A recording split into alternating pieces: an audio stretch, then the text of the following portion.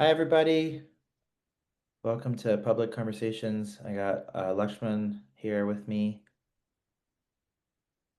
Maybe we can just get started with a little slowing down, grounding, and the two of us are just arriving too. So, um, invite everyone, if you want to close your eyes and take a moment of pause together,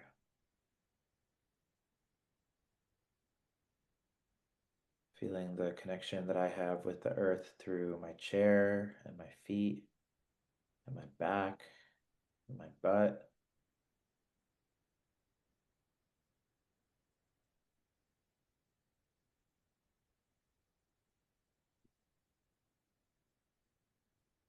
Just taking a few breaths here.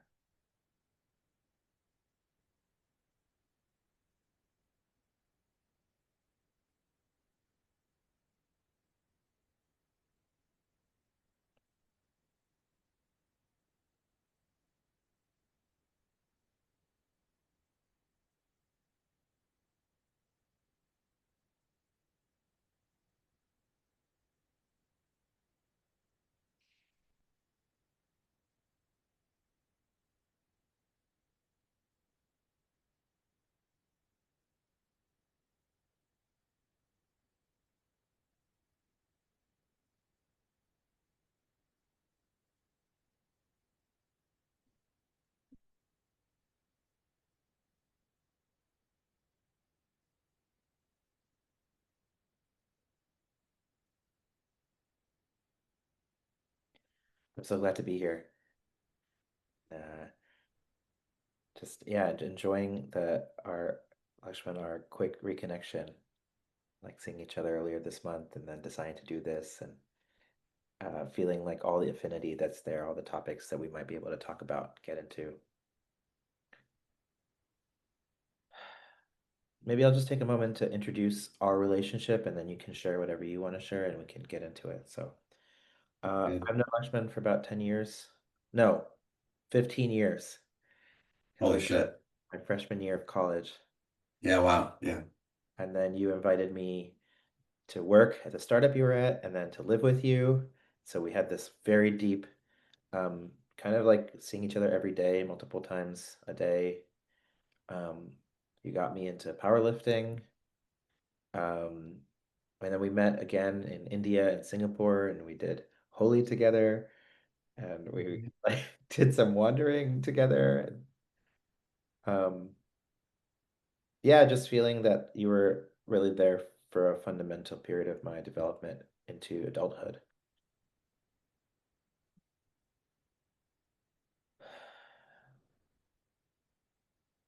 That's a really nice way to put it. I think the inverse is definitely true. I for somehow, I mean that I guess the Asia trip was like 2017, 2018, something like that. Mhm. Um Actually the story there is interesting in itself. We were kind of independently sort of just solo traveling and found out found a way to kind of like create these intersecting moments. Um, Hmm. so Kind of my favorite thing about travel. It's like yeah, well, um, the weird relationship movements that can happen. yeah, it's fun to. I mean, maybe this ties into some of things we're going to talk about, but it's very it takes work, or it maybe it takes the right conditions or the chance to have a relationship with someone where you don't feel like you need to be together or be apart, but you can kind of like move in and out. Yeah. It creates uh, freedom and connection are often at odds, and I think being able to, I can count maybe on one hand the number of people in my life where I feel like that sort of exists. Yeah. Yeah, I mean, this thing that we were talking about traveling back and forth into different places, we at a longer scale, that's what we're doing in our life, like haven't spoken Yeah, in the totally. last 5 years, and then all of a sudden we're here together. And It's like, oh, we just found each other in this at this destination or this location. And I think I was pleasantly surprised to note how many things were still like I have moved so much in terms of what I'm interested in, how I relate to my interests, um, and like how I engage with the world since 2017, 2018. But I could feel that the way you had also moved was still resonating, and we could find each other in this other altitude, this other stage of life. That's also, I think, really pleasurable for me.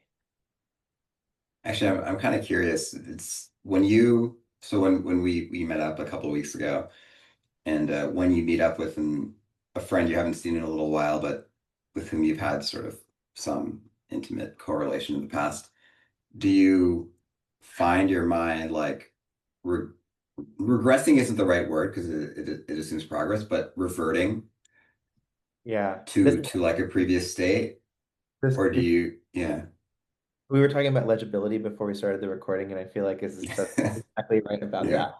I yeah, okay. What happens for I want to hear what happens for you too, but what happens for me is I noticed that this was happening a lot for me before I got sober, actually, was I felt like I would hang out with college friends and then I had to be the drunk guy again. Nobody was forcing that on me, but there are subtle yeah, ways that when especially in larger groups, but we reinforce who we're supposed to be. Um, and that's like in a one-on-one setting, it's a little bit easier for me to notice when I'm doing that. And I'm remembering the moment when we got together to lift. And it was cool because I was like, I've been lifting again since March, and just today I was at the gym and looking at my progress, and it's the first time I've made it to 6 months since back in 2014 when we were nice. basement. And I had texted, I texted Lakshman to be like, let's meet up, and immediately within the first 10 minutes, I was like, who am I supposed to be? Like, how am I? And then Yeah, I think I named it. I shared and I think that's the strategy I have now is to notice when is it appropriate to name like, oh, we haven't seen each other in a long time. Or like or like even I think you had said something that made me feel the invitation to just be like, it's kind of there's some subtle internal tension seeing somebody after a very long time. And then you were like, yeah, and then I felt like the tension started to ease and then we could meet each other in the moment. Um, yeah, I would love right. to, Naming it makes it disappear yeah, a little bit. that's always naming it makes it either disappear or transform or ease or whatever. Yeah, Yeah, well, interestingly, it's like I've the example of sort of post becoming sober, feeling like you need to play the character of, you know, drinking and partying when you hang out with a group. I feel that I mean, I think maybe this is an element of like social maturity. Today I feel I don't feel like I don't feel that tension much when I'm hanging out with social groups. It feels like I feel more free to just kind of explore the dynamics in real time. But uh, there probably are groups where old groups where if I were inserted in, I would feel that pressure more strongly. I definitely, you know, I've noticed this change in myself. Maybe like five years ago, it would be hard to sort of, I think, be in certain groups without feeling like I need to play a certain character. Um, Mhm. Well, I'm calling in for myself that I can feel more ease with it over time. You're a little bit older than me, so maybe it's just coming from me. And I have felt it more easily lately to just kind of be who I am. And I think that's part of growing up is being who you are, no matter what your relationship is with groups. But I've seen so many adults, so many people way older than me really struggle with this. I think I don't know, let's just name the legibility thing. I think yeah, there's such a like urge and a conditioning around like you must be legible that creates I don't know. The way I got sober was I told everybody. I was like, I'm doing this. Please know this about me because I couldn't bear. And that was vulnerable. I couldn't put it on I didn't write about my sobriety on like a newsletter or whatever, but I told people because I could tell that not having to perform who I was going to support me, going to reinforce Were it. there cases where you've been to like social events like a wedding or something and someone has sort of wanted you to be their bridge to kind of be a little bit more degenerate and you felt that, that pull and that almost like, like a forlorn pull from them to, they may have relied on you in the past and they can't. Yeah, that's a great. I did Yeah, that. how do you respond to that? I I'm did in the it's past. very curious. I definitely did in the past, and part of getting sober was to like let go of some of that, and then I felt like I didn't know how to like not be a downer sometimes when people were drinking, and Right. that has been tough for me. Certain friend groups not being able to like hold back my own like distress when there's a lot of binge drinking. Um, yeah, us maybe a more point like a more cautious approach would have been to just like not go to those things. But I like being around people. I love being around Yeah, people. yeah, yeah, yeah. And I'm having the experience the last 2 years of going to weddings and feeling chill again, and not feeling like I have to be very involved in a particular. I think what actually happens is that I'm noticing that I'm finding myself naturally drawn to and connecting with the people who aren't binge drinking.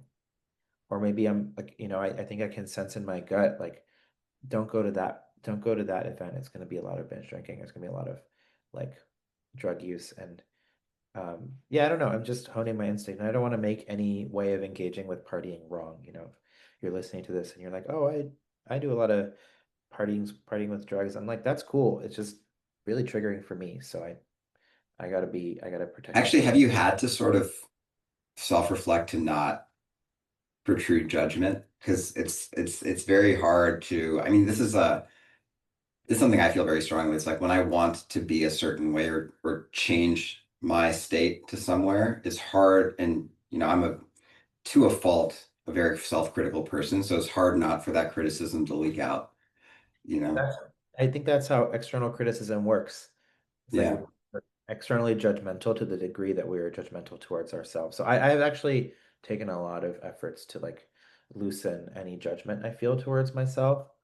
Um, Especially because I have like now that we're talking about it, in my process, like 7 year process of trying like grasping for recovery and trying to get sober, I've done a lot of shit that I'm not proud of. Um, and that has led to me having to have a deeper relationship with shame and with grief and to like acknowledge that like the imperfection, the messiness of like being a human trying to heal. And you know, and for anyone who's like resonating with that, like that doesn't mean we're not worthy of healing. Like everyone's worthy of healing. I think those of us who do stuff that we might label ourselves as fucked up, like we're worthy of like getting to surpass that. Not where I thought the conversation was going to go, but that's cool.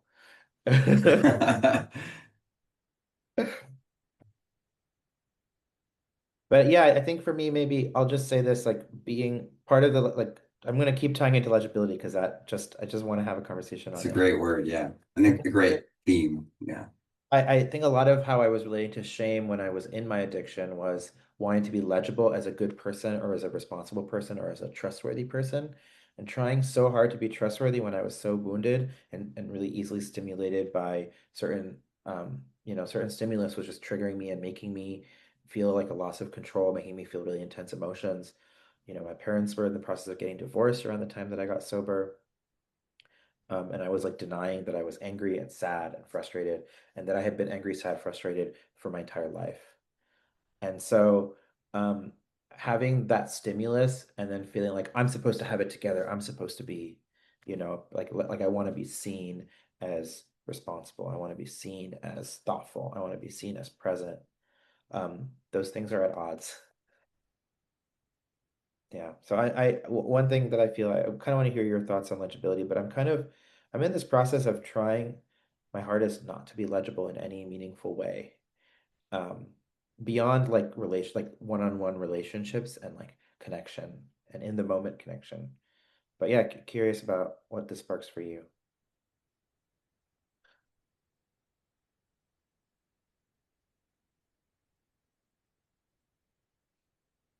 Yeah, I think the, I mean, related to legibility is the kind of like subconscious or even conscious labeling we do when we meet new people or are met by new people. I think like every, perhaps like these classic Silicon Valley version of it is like the what are you working on kind of type of question, and like utilizing that as a filter for or as like a as a thing that sort of like places someone in somewhere in your brain, you know.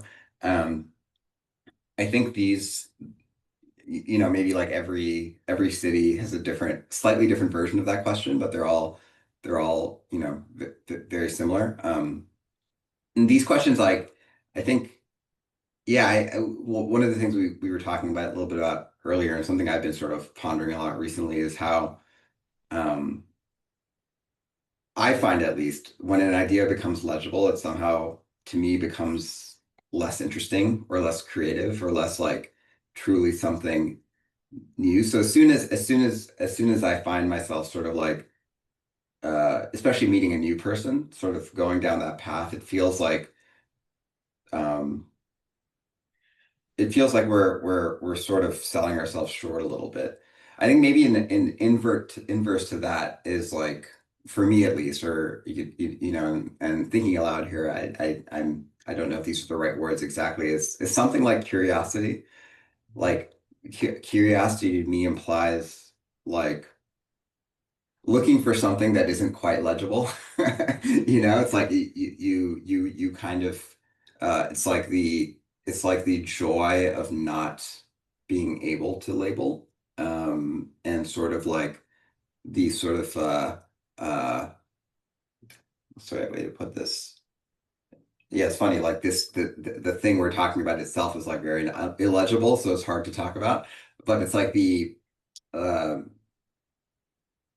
yeah, the sort of like I guess joy is a good word. The joy of sort of or the titillation of like not quite knowing, but wanting or like pointing towards something. It makes me think of flow, like creative flow, like when a Yeah. musician is improvising, they don't know where they're going to be taken, but they're in this sense of like awe of like something is moving through them, and it's also how I relate to the concept of emergence. Like you're gonna come to this emergence event on Saturday, so you'll get to see a little bit of it. But like I think of it as like we can't know what it looks like to go somewhere if we know where we're like to like really go into a new place together if we know where we're going. And it's so uncomfortable to not know. And that discomfort is itself, I think, the material for emerge. Like if we can like spend more time with our discomfort about the unknown, then I think we're able to like move into more beautiful and I don't know, like profound states of experience with our lives and what we're doing together. And I guess I think about it a lot. I started a coaching business 3 years ago, and it's like I've been getting a lot of advice like you have to make yourself legible. Like you should have a niche. If you have a niche, then Right. people know what you do and what your work is for. And I do kind of have I don't know what my niche is. I think it's like I've just decided that my niche is like people who resonate with me and like really wanted to center the relational element.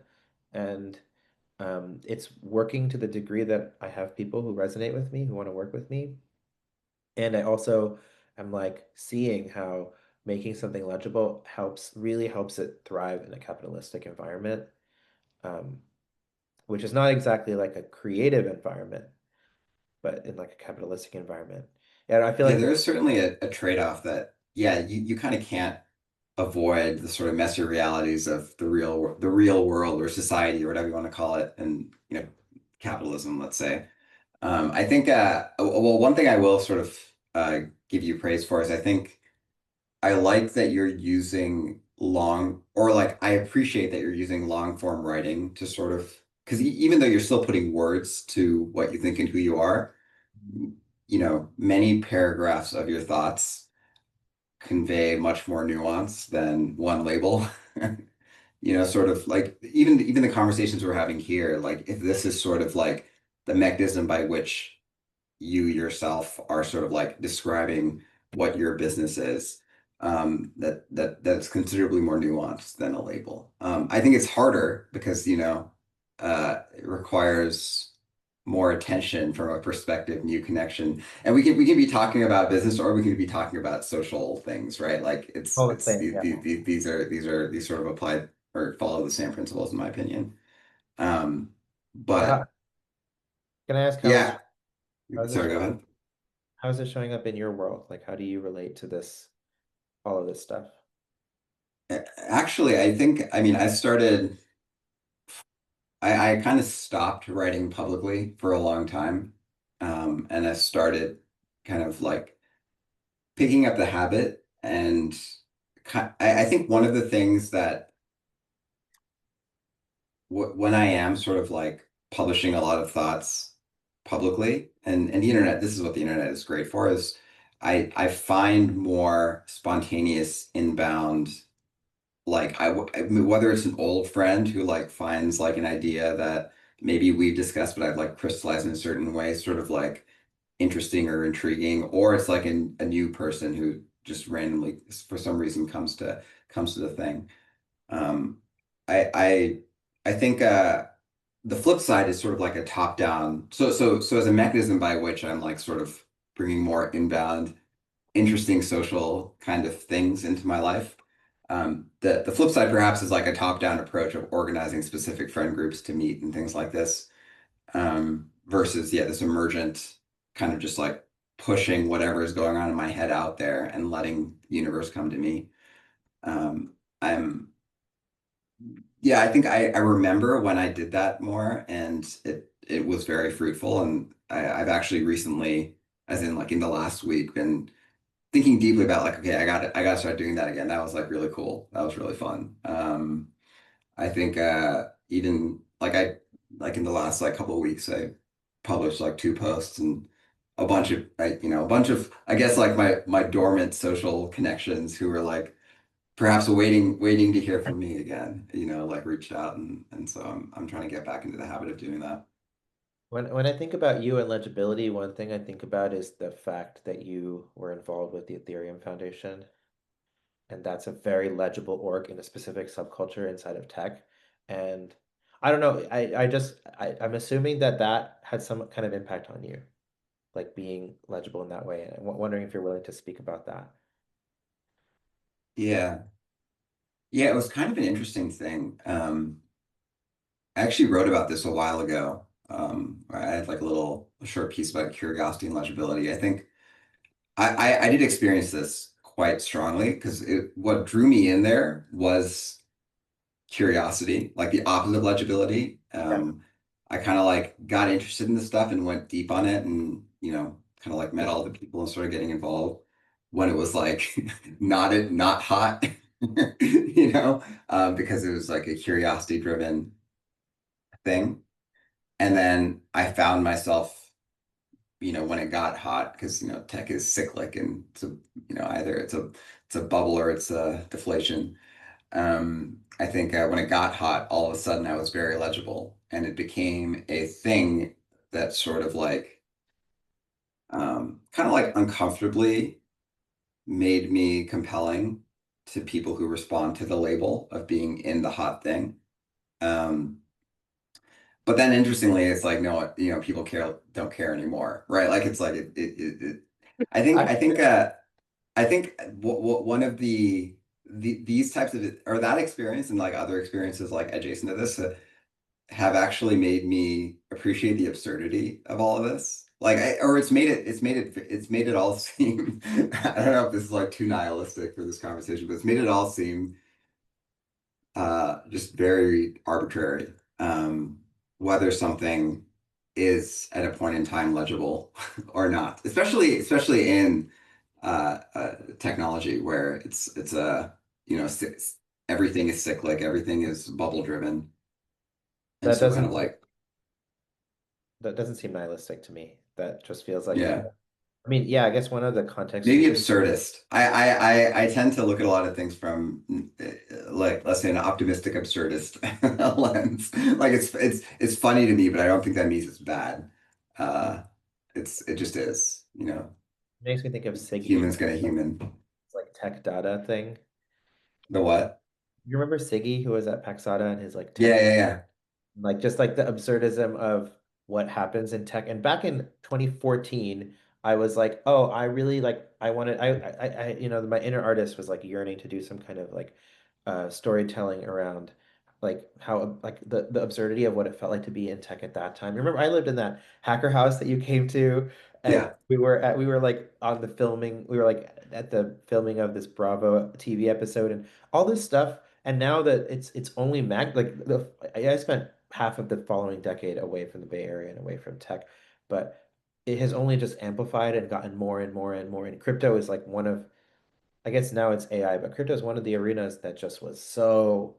I remember coming back from that India trip because that was around the time everybody was like getting into Ethereum, uh, of course, investing in Bitcoin, Ripple, XRP, all this shit, all the like stuff that I just had heard about from I was like trying to walk alongside the river.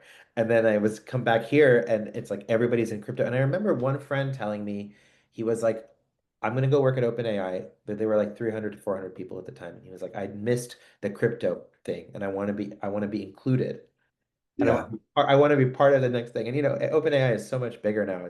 He's definitely part of it in a big way. But I remember having this feeling that was like, what is it? What happened during the crypto boom that was worth feeling FOMO about? And I think there's something I just maybe you can help me because you were more embedded in it. I'm not sure what I missed. Are you talking about in these like these tech sort of like Maybe like cycles in general and crypto in particular? the VC hype cycle thing. Yeah, maybe I'm just maybe there's nothing you can answer about it. I'm just kind I of mean, like I do think this is just like a property of this is my current belief is like this is a property of tech. I mean, FOMO just like there's always like new sort of like nascent seeds that might blow up. And then, the nature of like just kind of the herd mentality of capital is that if you're not in, you're going to feel some FOMO.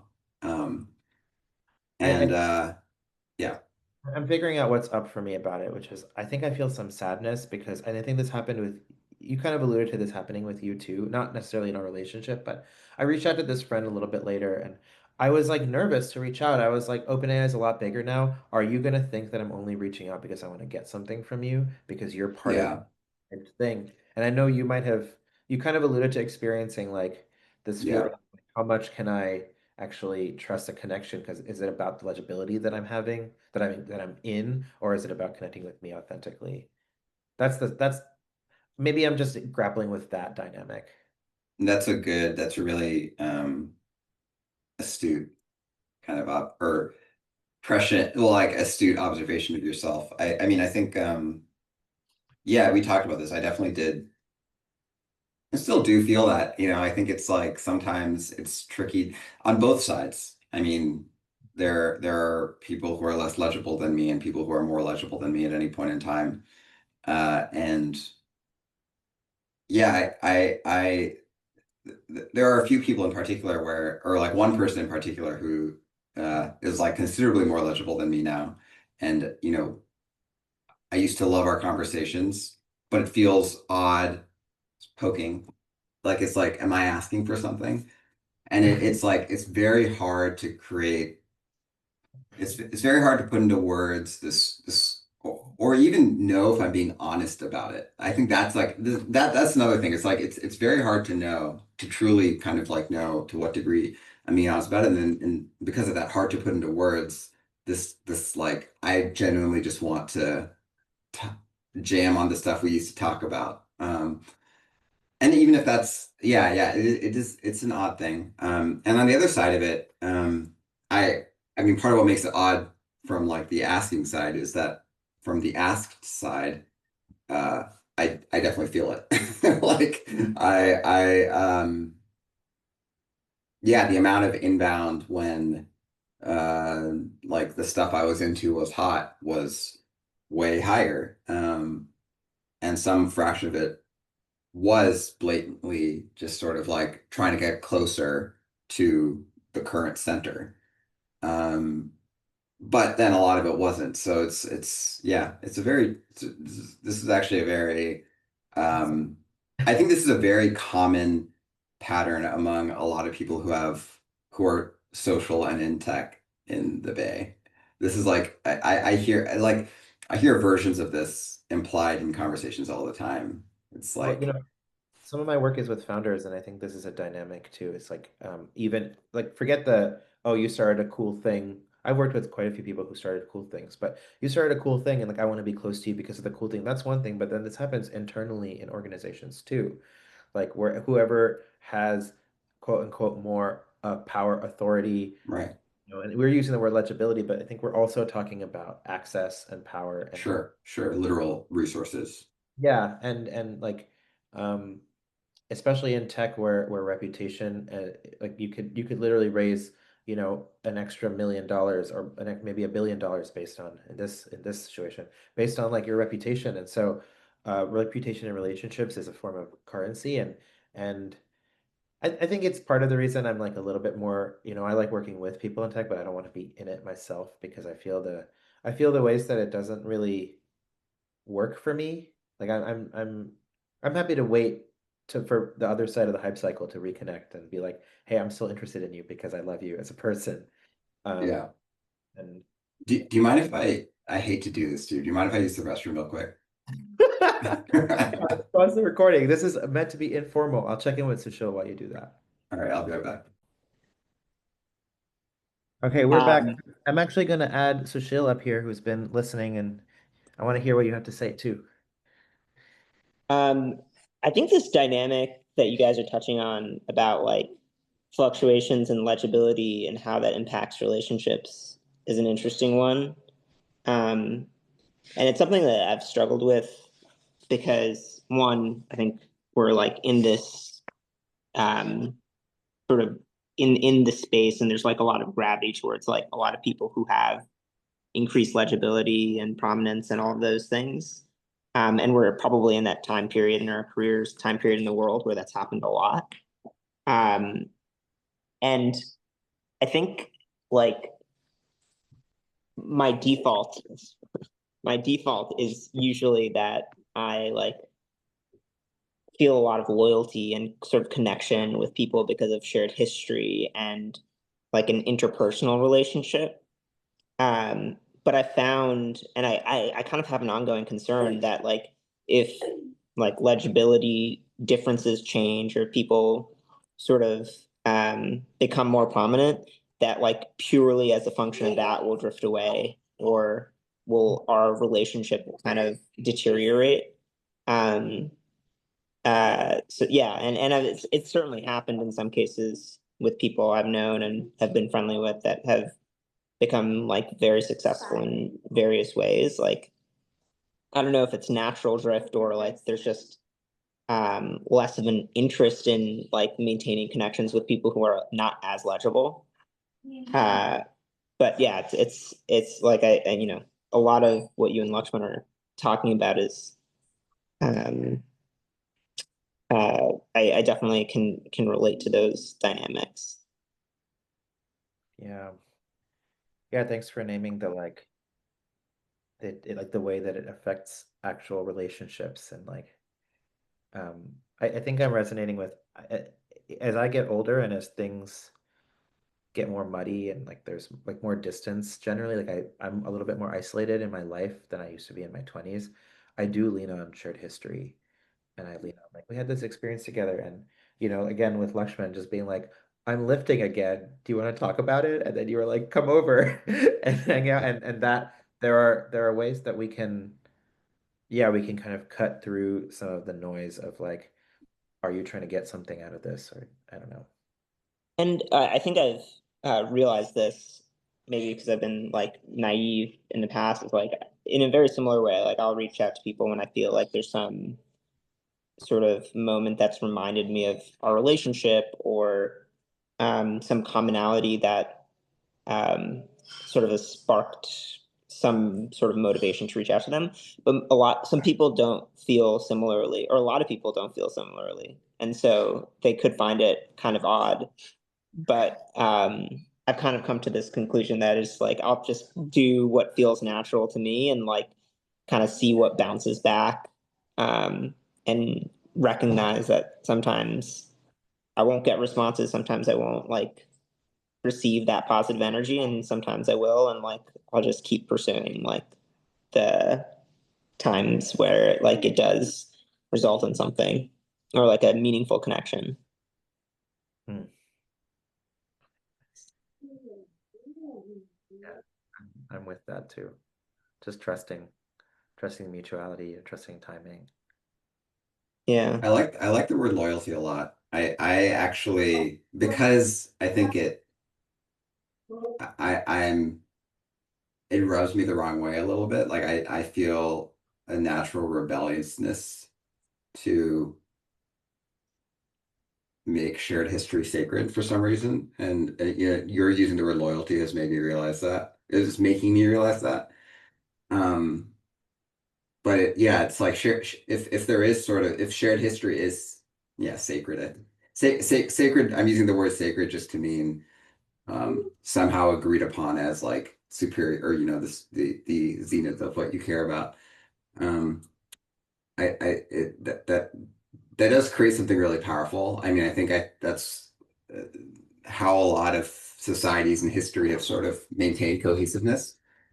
I think the very Western libertarian whatever kind of perspective that I trap, I may be the wrong word, but like perspective I've fallen into is like um trying to and I think is conveyed in like the strategy of trying to write as a way to do it is like having confidence that shared interests or just kind of intellectual connection can reconnect. Um, but Yeah. I wonder whether the reaction you have to the word loyalty is like when you think of loyalty as something that's not voluntary but imposed or yeah, expected yeah. versus I think It's exactly that. It's related to things like tradition and the natural conservative values like this. whereas like I think the way I was thinking about it is like more that, and it's more of a personal thing. It's like when when I like when I have had a connection with someone in the past, my natural instinct is to always like feel respect for that connection, and like the passage of time doesn't change that at all. Whereas like I think that, so that's kind of what I call loyalty. But I think I like agree with you in that if there's a like loyalty as like something that is expected or that's not voluntary is like not necessarily a good I'm thing. not examining whether it's a good or a bad reaction. Like honestly, like I'm sort of trying to look at the way I naturally react and poke. Like I can see the pro and con of my line of thinking. I can see the definite. It was mostly actually to point out like I mean, I've always appreciated you, Sush, as sort of like the person who keeps the groups together. And I've always sort of felt a little bit of every time I'm faced with their reality, I'm like faced with like a little bit of shame. It's like, man, I should do that more. Like I should feel the urge to do that more.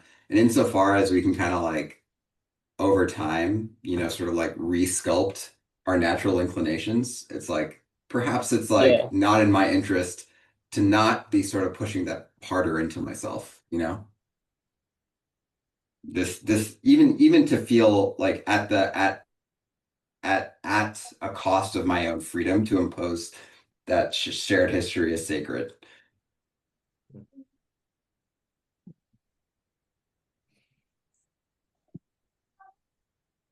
Yeah, it feels like dialectical for me. Like shared history is like very profound and creates this, it's a context or container for the relationship in the now. But as we were discussing, like if we're constantly relying on the shared history and not meeting in the now, then there's a sort of dissociation or we're playing a game that's not about connection, but maybe more about like trying to recreate something that's gone. revisit the past. Yeah. We keep changing, like we're constantly changing, and the relationships are constantly changing. And I think the most, for me, the most meaningful, profound relationships are the ones where both parties are able to acknowledge and turn towards the ways that we're changing, so the relationship keeps evolving. Yeah, I feel very lucky to be in that. I'm also feeling lucky to those watching this recording. Um, Sushil knows Lakshman, and that's how you ended up deciding to join us, right? You know me too in this other indirect way, but just getting to, I wanted to convey something about my relationship with you, Lakshman, but now I'm also getting to witness your guys' relationship with each other. Yeah, it's cool.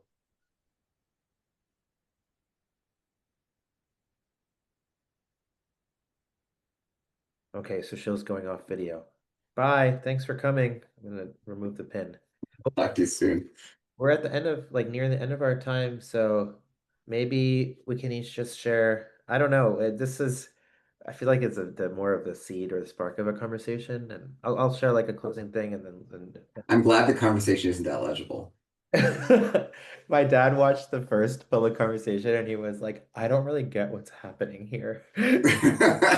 Like, have you solicited feedback from any of your other viewers? And I was like, I don't, at first I was annoyed, and then I was like, he's actually kind of helping me. He's reflecting something to me, um, which is like just giving me the essence of what it is. And maybe this one will be more legible, or maybe not, I think the point is not to convey ideas, but to convey the connection, if that makes sense.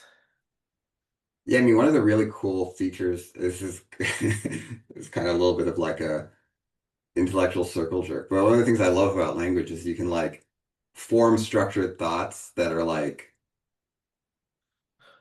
don't actually go anywhere in particular. Like I think there are a lot of seeds is a good word. There are a lot of good seeds here.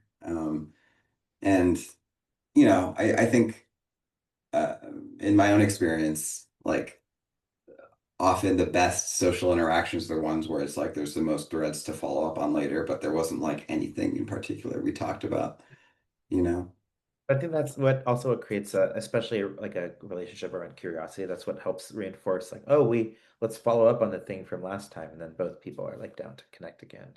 You and I will get to follow up on some of this on Saturday at the event. Yeah, yeah, Well, when I post the recording, I'll post the event link for anybody who's like, oh, I like this conversation, I should come because I'll get to hang out with both of them. And you had shared before we started recording that you were open to meeting somebody in my world through this. Like if somebody watches this and was like, I want to meet that person. So I'm just gonna put it out there. If you're watching this, you made it this far and you're like, Lakshman's cool. I want to get to know him. Or maybe you already know him and this is your impetus to reach out. He's not no longer with the Ethereum Foundation, so you don't have to worry about it being construed as yeah. Very illegible and approachable now. and yeah, you can reach out to me too if you want an intro. Yeah, I think that my aim with this is to do something that's public, but is also very personal. So I don't care if like only 3 people watch it. Appa, if you're watching this, thanks. Um, yeah, I think it's just cool. It's cool to keep experimenting, and I appreciate you riding along and being down to invest in the things I'm investing in. Yeah, this is fun. Yeah, I mean, maybe this is I think if the conversations are fun, that's like good enough, right? Like fun is perhaps and this was fun. I think it's nice. It's actually like really nice jumping onto something that is like semi-public, but like is intentionally kind of illegible. Like not feeling like it's really nice not feeling like I have to be someone, but also knowing that I can like push that out in the world and maybe meet some new people because Yeah. of that. That so I thanks for inviting me to the platform. I think this is whatever this is, right? Like it's cool. Yeah. Thanks for coming. Thanks everyone for watching. I'm gonna end the recording now. Bye. Later.